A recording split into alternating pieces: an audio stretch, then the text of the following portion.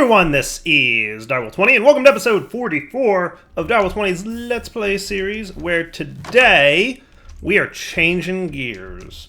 So last episode we wrapped up with me playing in the nether, trying to get a blaze and wither skeleton spawn going using this mechanical dirt. However, we ran into a bug, unfortunately, with Industrial 4 going, where they weren't spawning in the nether like they're supposed to. Now, the mod author hooked me up with a custom version of the mod that fixes that bug expressly, but it's not publicly available yet because he's working on a new feature that he wants to get released before he releases that version. Also, unfortunately, that version requires 1.16.5 of Minecraft, which we haven't updated the pack to yet, but we should be. So long story short, I couldn't use the custom version he sent me because we haven't updated the pack yet. Bummer. So I went into my testing world. As you can see, lots of cheating in items in my test world. It wasn't in my real world. I went to a separate world and tested all these items to figure out how they work, and I loved it. So there's another way to spawn mobs in the pack that I just discovered using, ready for it, drum roll please, you can see it in the top left, Pneumatic Craft. Pneumatic Craft, super cool and fun mod. Really awesome. There's a lot of cool things you can do with Pneumatic Craft, and I've been wanting to play with it for a little bit now because this is Pneumatic Craft repressurized, so it's a reimagining of the mod, and there's a ton of cool stuff that it adds.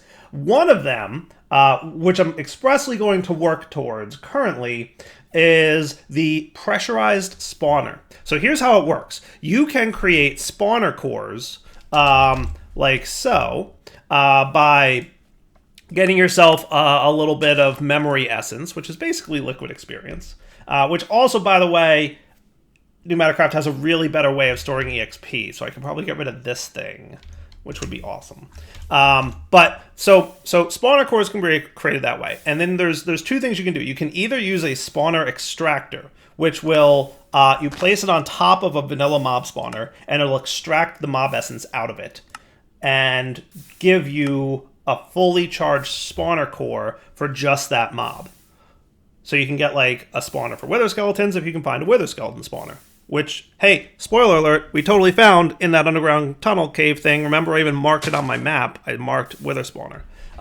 So we can totally do that. Alternatively, you can use a vacuum trap, and what you can do is you can craft an empty spawner core, and then put it in the vacuum trap, and if you lure mobs to the vacuum trap, it'll absorb their essence and fill up the spawner core a little bit. So you can start filling it up with wither skeletons or blazes. Now you can fill multiple mobs into the spawner core using this method. When you use the spawner extractor, you get a pure 100% just that mob. So for example, if you got a spawner core and you got a handful of blazes over near it, and then you got a handful of wither skeletons over near it, you could have like a 50-50 blaze or wither skeleton. Or you could have like 50% wither skeleton, 30% blaze, 20% enderman. Something like that. You can make it however you want, just by bringing enough mobs over to the vacuum dude and vacuuming them up. So that's super cool. Then you can place them in a pressurized spawner, which is crafted using an empty spawner, which is what you get as a side effect when you do a spawner extractor. So spawner extractor sucks out a spawner core, 100% from a mob, and also leaves behind an empty spawner, which you then break to get yourself a pressurized spawner, which you can then use to spawn mobs. And it's fast, okay? I'm not going to spoil it too much, but I set it up, and then I upgraded it, and then I was like, oh yes, we're doing this. We're doing this. So we have a little bit of work, however, to get to the point in Pneumatic Craft where we can get this stuff. So what we're going to do today and probably next episode is build the foundation of Pneumatic Craft, right? Get the basic core components, start building pressure, get a pressurized chamber, start getting the core requirements that we need. We'll get that whole laser building thingy. And then we're going to work towards making the spawner extractor and all this stuff. Because the pressurized spawner needs 20 bars, like 10 to run and 20 at max pressure. So we totally need, for those of you who are familiar with Pneumatic Craft and know the mechanics of it, we definitely need the tier 2 tubes, right? Because tier 1 pressure tubes can only go up to 5. We need to have advanced pressure tubes if we want to run the spawner. So we definitely need to advance to that point. And also the pressurized spawner itself requires advanced pressure tubes, which we have to make in the assembly controller, right? So a little bit of work, but we will get there by having lots of fun playing with Pneumatic Craft. So, without any further ado, let's get to it. So I learned something important today. And that is when the block breaker is full, it keeps running. I should make you run with a redstone signal. So we've got lots of obsidian here. I think what I'll wind up doing is probably just trashing the little bit extra that we've got. Yeah, I don't need these 3.5, 2.5 stacks, something like that.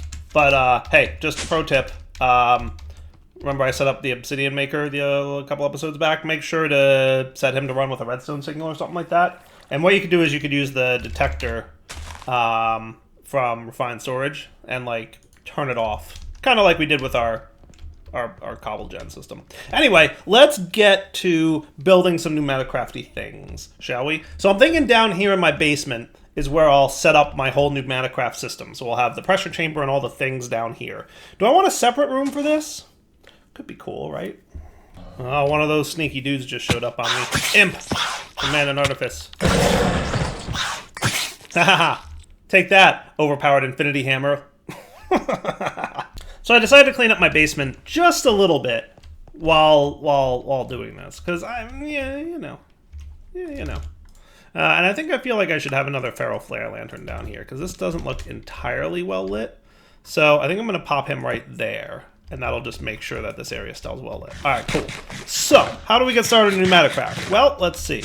If memory serves correctly, is there a book for I think there is. I'm almost certain there is, actually. So let's see. Pneumatic Craft, I'm pretty sure there is the PCR manual. All right, so I was going to need a compressed iron ingot to get the PNCR manual. That's the Pneumatic Craft one. Okay, so compressed iron ingot made from exploding iron. Now, there's only about 80% of the material will you get from it. So if you throw, let's say, 100 iron ingots into the explosion, you're going to get 80 out. You're going to lose 20. So you want to keep that in mind. But basically, blow up iron equals compressed iron ingots from Pneumatic Craft. There is better ways to get this in the future that we will definitely cover, but that's the first way to get it. Cool. So let's get like a stack of iron. Or, yeah, I guess a stack will do. Maybe two, right? And just a little TNT. And maybe a lever. And let's go get ready to cause some explosions. I mean, how bad could a mod be if it starts out with you have to blow something up? That's how you get started in this mod. Blow something up. I'm just going to pop out into the desert here. That's where explosions are done. Oh, you know what else we should do? Turn off your magnet for a sec. Just to be safe. And stand back. Hooray! Magnet back. So see how we did not get 2 stacks of compressed iron ingots? Yeah, that's exactly what we said would happen, right? You get about 80%. So not terrible. And that's going to be your compressed iron. Now, let's get started with Pneumatic Craft. So for Pneumatic Craft, there's a few things we're going to need. If you want to read through the book, you can, and we will probably be flipping through this book every now and then, just as we have questions about how things work, right? So we should have one at the ready, okay? But for crafting recipes wise, there's going to be a handful of things we're going to want to have now, and then there's going to be even more that we want to automate later. But the gist is, for now, we definitely want to get ourselves auto-crafting some pressure tubes. So that's pretty easy to get. We're probably going to want to have a handful of other things. Let's see. I'm thinking we're going to want reinforced stone, because that's going to be used to make the pressure chamber wall. We need reinforced bricks for that, though. And that is going to be something like that. And then we should also teach it the pressure chamber wall. And the pressure chamber glass while we're at it. That doesn't seem like a bad idea.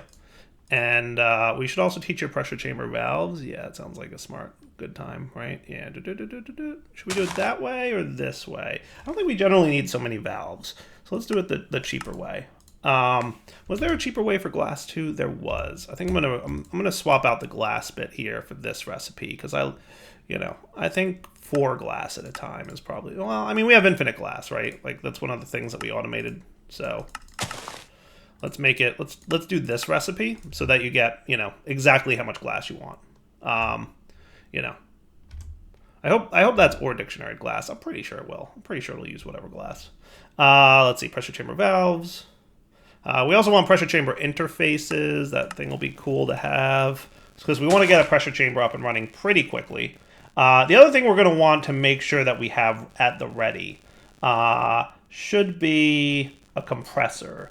Where's my buddy the compressor? So there's several types of compressors. Liquid compressors, let's see. Using variant fuels available in the fuels tab, which we can check out later. The advanced liquid compressor, even better. There's also the air compressor, which we probably are going to want to get a few of. I'll probably craft these by hand because I don't think we've got, you know, this guy set up yet, but we'll make that happen. Actually, yeah, I should teach you how to make a furnace real quick because I don't think furnace is on the craft yet. Yeah, exactly. Cool. So for now, that's a good starting point, right? And that'll get us going. So we'll start with the air compressor, which is going to be useful to have early on. That's generally where you start things. And then we'll branch out from there, right? Flux compressors are cool. They can generate pressure from RF, but they require some advanced stuff that we don't have access to yet. Neat. So let's pop down into our nice and lovely little area here. I should probably add you guys to the autocraft list wherever my autocrafters may be. And maybe I need another crafter soon. We should probably kick that off. Oh yeah, we're missing slime. And blocks of gold, heavens. Alright, I gave up and decided to do a hopper botany plot. I was gonna maybe do something different-ish for cactus, but meh, whatever. So, now to make our pneumatic craft stuff. So, the first thing I'm going to get is a handful of pressure tubes. Let's get like 32 of them. Does that sound fair? I like that. That's easy, right? And then we're going to want our air compressor, right? Let's at least get 1 or 2 of them. I think would be smart.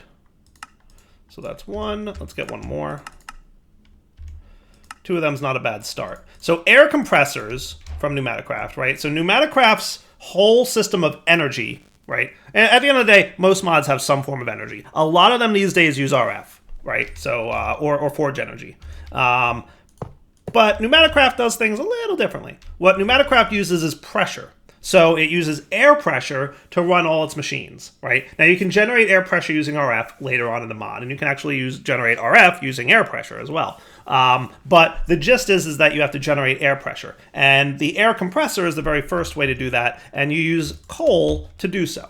Now the problem is most machines can only support so much pressure, and that's what this gauge is right here. It's telling you how much pressure the machine can handle. So right now it's at 0 bars of pressure. There is no pressure in the machine. However, if I toss a little bit of coal in there, it's going to start burning up that coal, and it's got to send the pressure somewhere. And where's it sending it? Out the back. So I'm going to connect those 2 guys, and now we have a closed pressure system, which means there's nowhere for the air to escape, right? With it open in the back, the air can escape. Now that it's closed, it can't. So pressure is building up inside the machine, but it's also building up, as you can see, up on the top there, it's building up inside the pressure tubes themselves. And every machine on the system shares the same amount of pressure. So if we look at this, we'll see everybody's at 0.4 to 5 bars. Now, as you build a bigger and more complex system, it takes a little longer for pressure to equalize among all your machines, so keep that in mind. But generally speaking, all your machines will eventually equalize and have the same amount of pressure, right? And that pressure won't go anywhere. So once this coal is done burning here, he's going to build up the pressure, and the pressure is going to stay, unless it gets used up somehow or escapes somehow. And we'll talk about how that happens in a minute. The problem is if we get into the red zone. Once you get into the red zone, which is generally 5 bars for most machines and 20 for more advanced machines, then they can explode because they can't handle the pressure. Too much pressure equals kaboom, and that's bad times. So you want to make sure, as you're building up this system, to prevent that from happening. Now, one of the first things you'll want to get in order to make things happen a little bit more efficiently is a pressure chamber. What this is a large multi-block structure that can be used to make all kinds of stuff. So if we take a look at the pressure chamber recipes, you'll see there's quite a few recipes that can be used here. Basically, it uses pressure to craft items. One of the more basic ones is turning iron into compressed iron without any loss, right? So that's one of the more simple ones. But there's definitely certain recipes that have to be made in here. There's no other way to make them. Sometimes villager trading, for example, but, you know, yeah. Generally speaking, you're going to want to do that. So a pressure chamber, if we take a look in here, the pressure chamber wall can be a 3x3x3 4x4x4 or 5x5x5. And if you want to read more about it, you can check out the book. But I pretty much understand the basics, but there's probably some advanced stuff I don't quite get yet. So I think I'm going to build a 5e5-ish structure. That sound cool? I think that sounds cool. That should be good. How are we for dirt? We got enough? Yeah, probably. To fill up this flooring.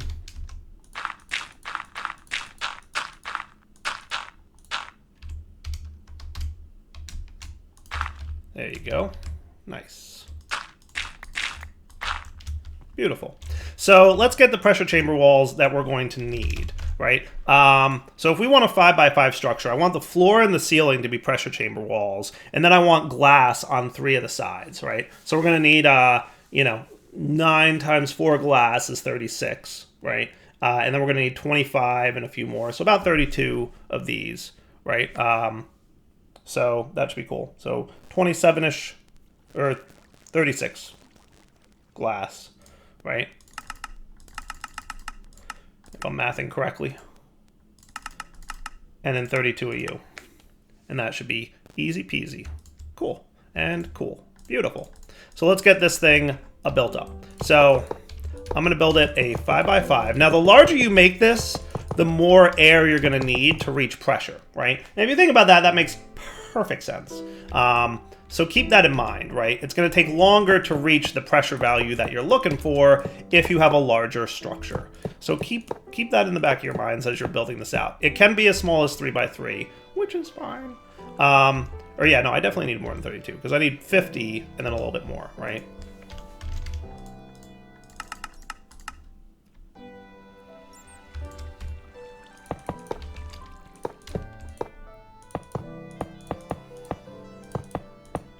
Cool. And then the glass, I didn't want you on that mode anymore. Bad direwolf. It's fine. Not a big deal. There. And then the pressure chamber glass. And maybe it would be cool to exchanger you into some bricks. Just because I think that would be neat. Just, you want it to look a little nice, right? I think there's nothing wrong with that. Now, do I want that like that? Yeah, I think so. I think that looks good, right? So there's going to be slight changes to this, by the way, but you'll see the basic as we build it out. Okay. And that should be pretty close to a pressure chamber. Now, do I need valves in order for this to work? I may, right? Because that is 5x5, yes. Now, we're totally going to need a pressure chamber valve for this to work. Okay, so we'll get some of that. And this is how you get air pressure into this multi-block structure. So I'm going to pop, I think here? Does that sound like a nice spot for a valve? Hello.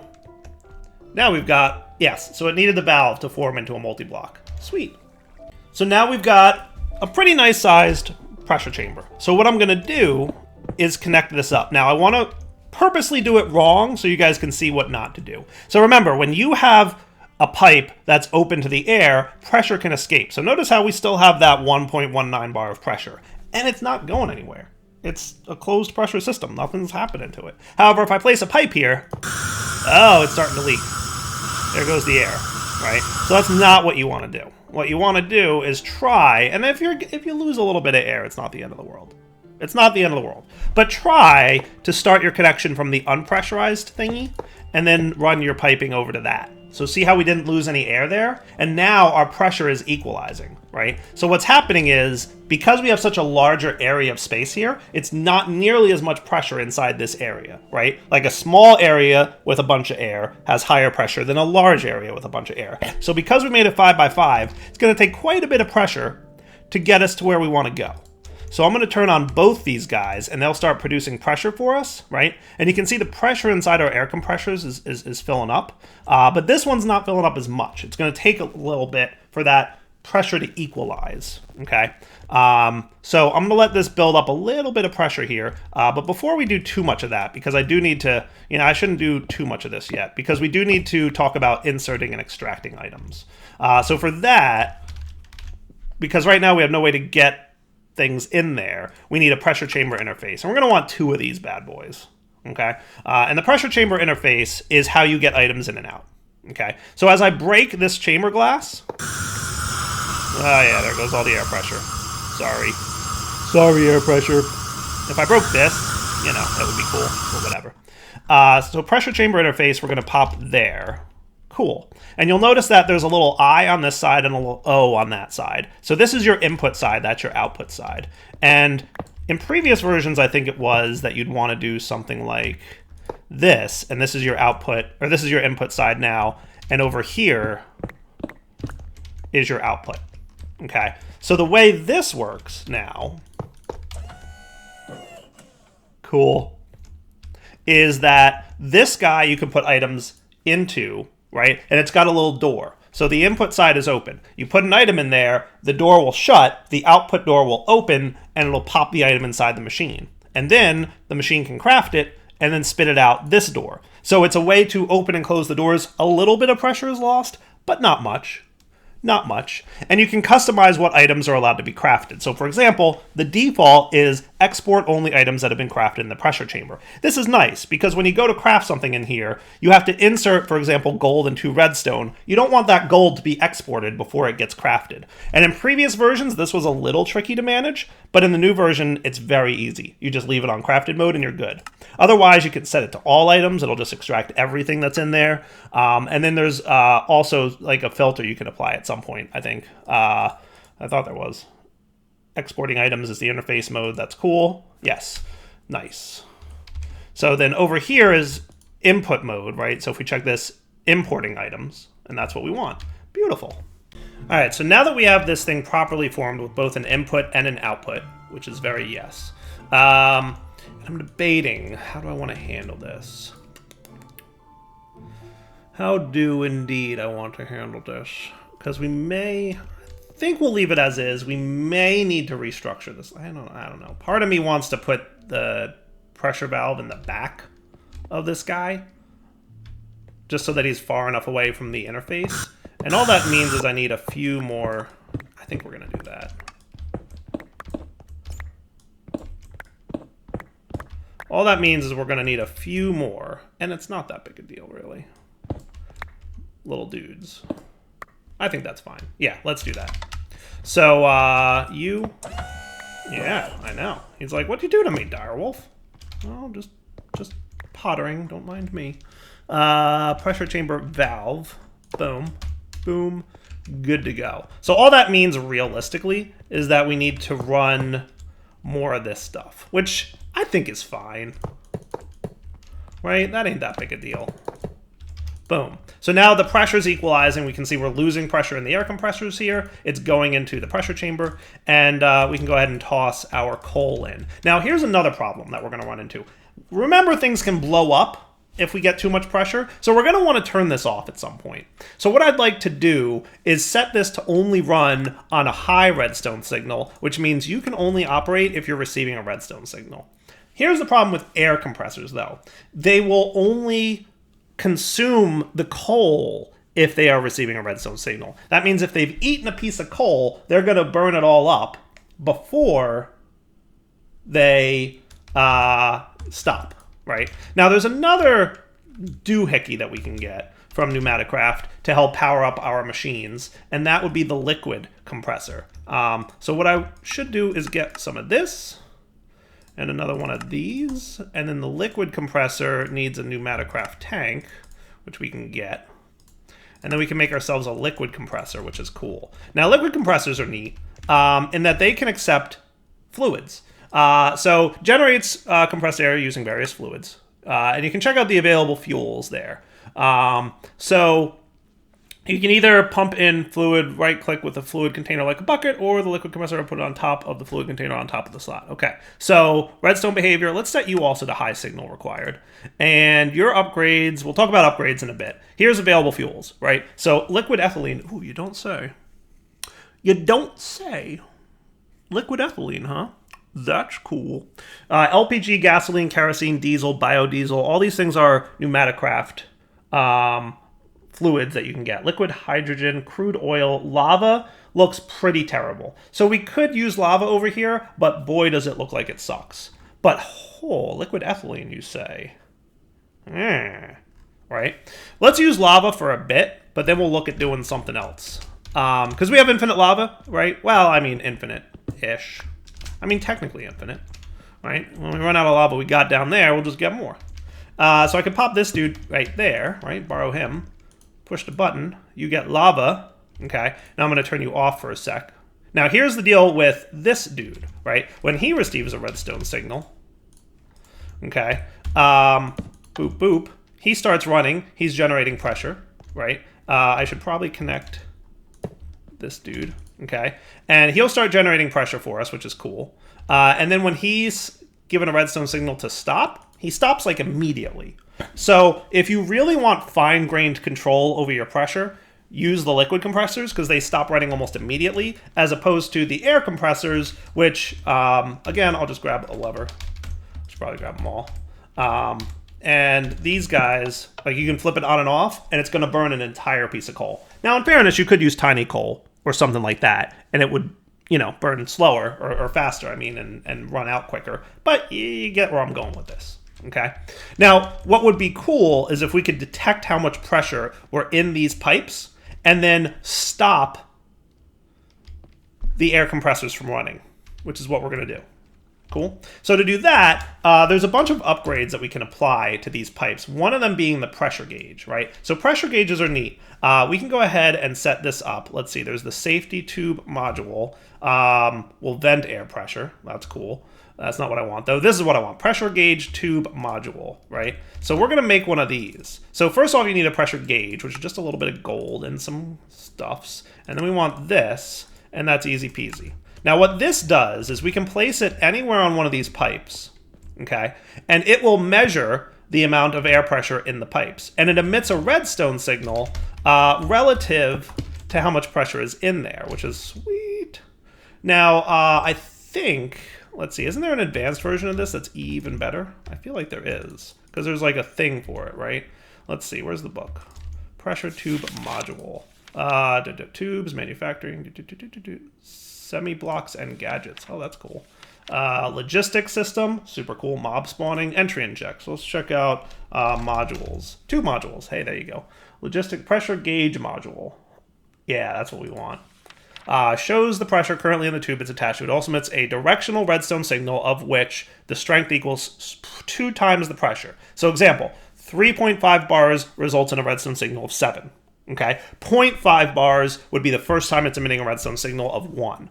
So when you apply an advanced PCB to the pressure gauge module, the module gains a UI. That's it. So we have to apply an advanced PCB there, which I don't think we have access to yet. And that'll give you control over when the redstone signals turn on and off. But for now, we know that it's 2x the pressure. So this thing will emit a redstone signal of 2x the pressure. So let's turn all these dudes on for a minute. Boop, boop, boop. And now they're all generating pressure, which is fun times. And we're building up pressure in the tubes here. And you'll see that as we follow the tube, it's a little lower, right? Because as I said, it takes time for pressure to equalize. So it takes a little bit of time for this whole thing to equalize. And this guy's pressure is obviously going to be the lowest because he's the furthest from your sources, right? But once we hit 0.5 bars inside this tube where the gauge is hooked up to, that's when we're going to start emitting our first bit of redstone signal. So what we can do here is we can use this such that it detects how much pressure is in the tubes, and when the pressure gets high enough, it turns it off, which is exactly what we're going to do, by the way. So while I'm waiting for that pressure to build up, I want to try something. I'm going to take my gas burning generator here, and I'm going to move him... Where'd he go? There he is. Over here. And that probably void... Oh, they didn't void ethylene. Good. Yay. Good. Happy to know. And then let's rotate you. So you're in wrench mode? Perfect. Cool. Now you're burning again. I should be able to now get advanced pressurized tubes, which transfer gases, like so, from Pneumatic Craft, or from Mechanism. So now we're filling up the ethylene here, and these advanced pressurized tubes are filling up with ethylene. Also cool. Then we're going to want some advanced energy doohickeys. Hey. There you go. And let's get a rotary condensator. Rotary condensator. And we're going to say gases input on the left. Aha! And he's producing liquid ethylene. So I want to test something here real quick. And let's configure you so that fluids output on the top. Boom! Look at that. Liquid ethylene. Nice. So I'm curious of something, and we're going to test it right now. I'm going to remove you. So you're producing 2.5 milliliters per tick of gas. So you're pretty meh. These guys are producing 10 milliliters per tick of gas. But remember, from our available fuels, liquid ethylene looks really good, right? Compared to lava, which looks pretty awful. So what if we broke you? Yeah, I know, I'm losing pressure. Watch out for that. I'm just warning you, right? Oh, you still have your lava in you? Rip. Rip. Can I get lava out of you? That's a good question.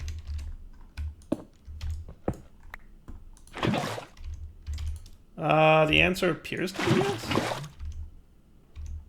But like 400 millibuckets at a time for some weird reason. Oh, okay. Interesting that you don't want to take more than 400 millibuckets at a time. Why would that be? I don't know. Give me a sec. You know what they say, why build one when you can build two for twice the price? So what if I had this here, and we can compare these perfectly now. So you're going to get this set to high signal. We'll get ready for a lever to be here. And then you're going to get our liquid ethylene set to that. There you go. Liquid ethylene goes in. So how much will you produce? 10 milliliters per tick. Well, that's cool. You're set to high signal. You might be getting it through this block. Is that fair? Or no, you're not actually running. So you're running at 10 milliliters per tick. Is that right? Oh, 12.5. Nice. Okay, so once I turned it on, it updates that value. So basically, the better the fuel you put in here, the more air pressure it's going to make and the faster it's going to run, which seems pretty cool to me. All right, not too shabby. Now, we are getting very close to the wrapping up point here. So, but I do want to note that if we come over here, we'll see we've surpassed 0.5 bars of pressure. So as a result, we are now emitting our first segment of redstone. And once this guy hits 1 bar of pressure, he'll emit a signal of 2. And 1.5 will be 3, etc., etc. So if we waited until we hit 8 bars of pressure, or yeah, 4 bars of pressure would emit a redstone signal of 8. 4.5 would emit a redstone signal of 9. And that's probably about where we want to stop. Because if we hit 5, we risk explosions. And explosions are bad. We don't want that. So what we're going to do is we're going to wait until it hits a redstone signal of 9, and then we're going to cut it off, right? So what we can do is this is 1, 2, right? And we can kind of loop around here a little bit. And we'll clean this up, you know, a little bit fancier in a sec. But 1, 2, 3, 4, 5, 6, 7, 8, 9. And then once it hits this point, we know we're good, right? So maybe we want to go down a little bit just to make it a little bit easier.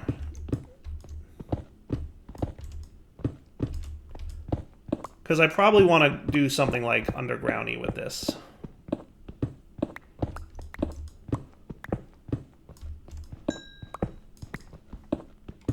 Is that fair?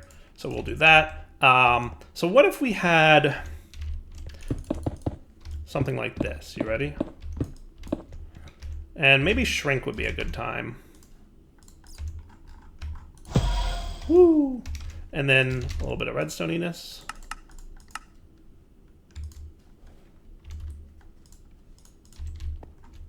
And what if we did something like that? Okay. So now what we'll do is we'll turn off these levers.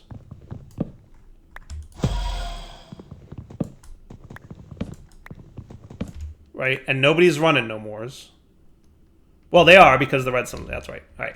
So then 1, 2, 3, 4, 5, 6, 7, 8, 9.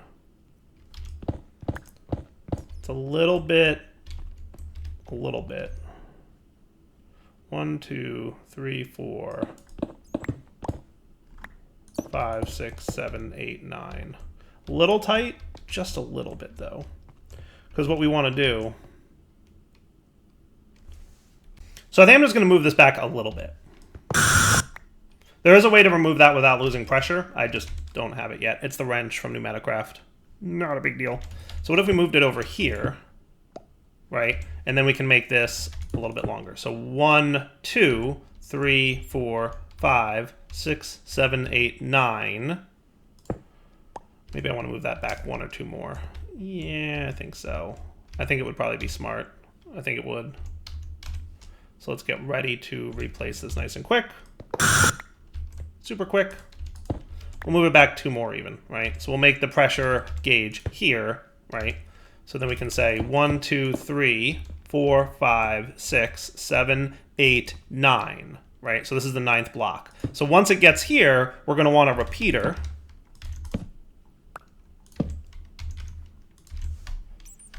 And then I'm going to want several more repeaters going into these guys.